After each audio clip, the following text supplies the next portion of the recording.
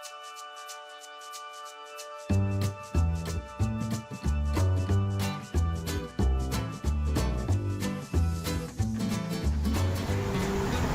everyone, welcome back to my channel, the IITian Coder. Today we will be discussing the solutions and editorials of Grakn Labs internship competition coding contest on Code Forces. So we will be discussing the first question, problem A, circle coloring. So this question was very simple. You are given three sequences A, B and C, and you just need to find a sequence in which two adjacent elements are equal and neither the nth and the first element are equal. So you could have easily done this as A as the final sequence.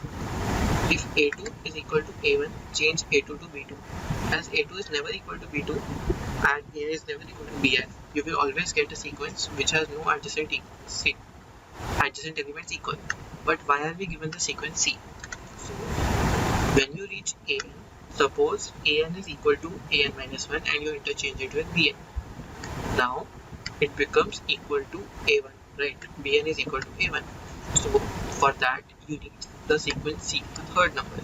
Interchange the nth number with Cn and we're done, because Cn is neither equal to Bn minus An minus 1 and it is neither equal to A1. So with this I conclude the proof. Let me show you my code.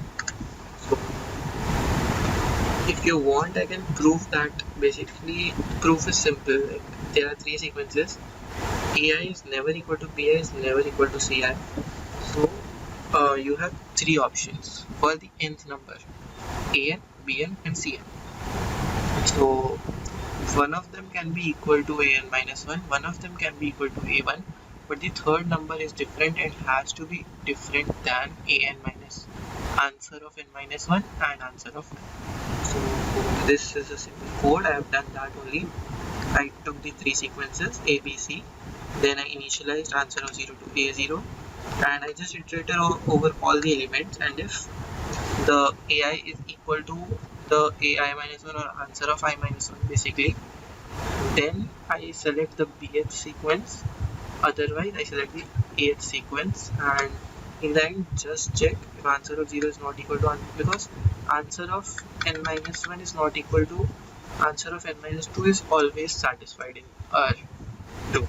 That is the loop invariant. So just take a look at the various three cases and put the nth element or the n minus 1 in array and just output the answer. So as you can see, it already passed all the test cases correctly.